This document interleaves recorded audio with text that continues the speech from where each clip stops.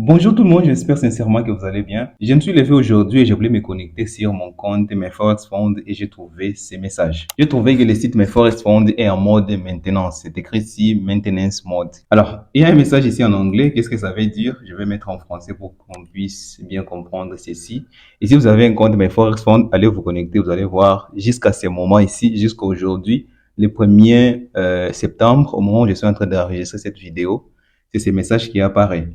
C'est écrit ici, les commerçants, bon, c'est les traders. Hier, nous avons appris que sans préavis ni discussion, un organisme provincial de réglementation des valeurs mobilières au Canada et l'organisme de réglementation des matières premières aux États-Unis ont émis des ordonnances nous interdisant de négocier des titres ou d'accéder au fonds de nos comptes bancaires. Jusqu'à ce que ces ordonnances de gel soient levées ou modifiées, nos activités sont également gelées des faits et au moins temporairement. Nous contacterons les régulateurs pour discuter de leurs préoccupations et la première date d'audience pour déterminer si les ordonnances de gel doivent être levées ou modifiées est actuellement prévue le 11 septembre aux États-Unis avec une autre audience plus tard la même semaine au Canada. Et ici, c'est écrit qu'après 11 jours, nous saurons si cette ordonnance sera levée ou modifiée.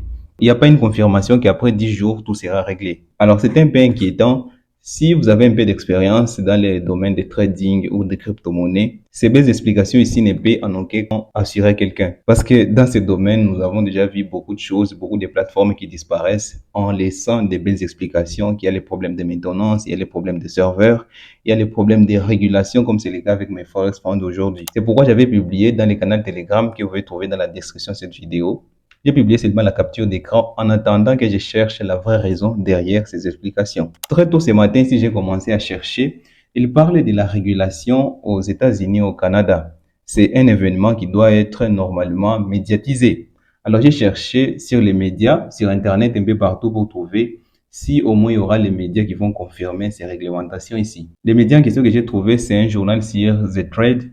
Ici, sur leur site The Trade, il y a l'article qui parle, je vais mettre ça en français aussi. Ici, en français, on peut comprendre que la majorité des sociétés pro-firmes sont obligées à rejoindre la FINRA en vertu de la règle élargie de la SEC. Comprenez seulement que la SEC, c'est les gendarmes des marchés financiers aux États-Unis. C'est comme l'AMF en France. La SEC a dit que toutes ces sociétés doivent obligatoirement rejoindre la FINRA. La FINRA, c'est l'autorité de régulation des industries financières. Je peux dire que c'est une société qui a le pouvoir de gérer et de réguler certaines sociétés comme les pro-firmes et les pouvoirs qui a été donné par la SEC, d'accord? L'article en question, je vais mettre les liens dans la description de cette vidéo parce que je ne peux pas tout lire. Je vais lire seulement ça. Les amendements d'aujourd'hui, 28 août, c'est une semaine que cet article a été publié, remédie à ce manque de transparence en égalisant les règles du jeu entre les membres actuels de la FINRA qui déclarent leurs transactions au trésor et les non-membres de la FINRA qui ne sont pas tenus à le faire. Ici, j'ai compris que la SEC a voulu que toutes les sociétés qui sont régulées en dehors de la FINRA, car les sociétés qui sont régulées à l'intérieur de la FINRA déclarent leurs activités auprès du Trésor américain. Mais les autres sociétés qui ne sont pas régulées dans la FINRA ne déclarent pas leurs activités dans les trésors américains. Toutes ces sociétés, notamment MyForex Fund, doit être aussi régulé à l'intérieur de la FINRA, ce qui va obliger à MyForex Fund de déclarer ses activités auprès du Trésor américain. Mais je peux vous assurer que moi, je ne vois pas les rapports que les comptes de MyForex Fund soient directement gelés, les comptes bancaires de MyForex Fund. Et si c'est communiqué ici sur les sites de MyForex Fund est vrai, ça veut tout simplement dire que la SEC a trouvé des irrégularités au sein de MyForex Fund, ce qui les a obligés de directement geler leurs comptes bancaires en attendant une enquête qui est prévue le 11 septembre. Bon, cette analyse, c'est selon moi. Je vais vous demander de mettre vos avis aussi dans les commentaires. Il est encore trop tôt de savoir des vraies raisons qui sont derrière. Mais moi, je vous assure qu'avant le 11 septembre, nous saurons tous la vraie raison qui a poussé MyForex Fund de se trouver dans cette situation. Ici, c'est le site de la FINRA. J'ai trouvé que la FINRA est une société de régulation, bien sûr.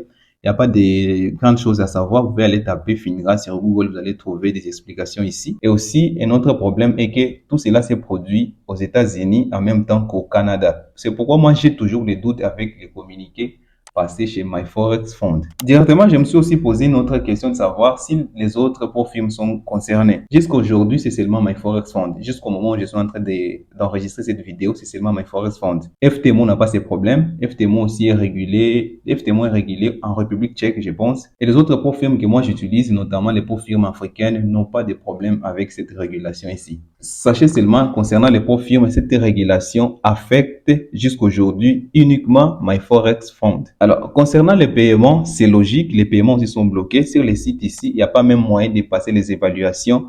Il n'y a pas même moyen d'accéder sur nos propres comptes. C'est ça le problème. Si vous voulez voir les derniers emails que j'ai reçus auprès de mes Forex Funds, date du 30 août 2023 à 9h09. Il y a 2 jours, j'ai envoyé un email à mes Forex Funds parce que j'avais les problèmes de paiement. Je voulais recevoir mon paiement parce que j'ai l'habitude de faire les paiements seulement une fois par mois, tous les 30 du mois je dois procéder au paiement. Alors, j'ai demandé mon paiement. J'ai reçu cet email ici qui m'a requête numéro. Il y a beaucoup de numéros ici, a été bien reçu. Normalement, c'est ce qui arrive quand je fais une demande, je reçois cet email automatique. 1 heure à 2 heures après, je vais recevoir une personne normale qui va me dire que ton paiement est déjà en cours. Et quelques heures après, je vais recevoir l'email de dire que mon paiement a été envoyé. Mais aujourd'hui, ça fait déjà 2 jours que mes Forex Funds n'ont pas envoyé les paiements.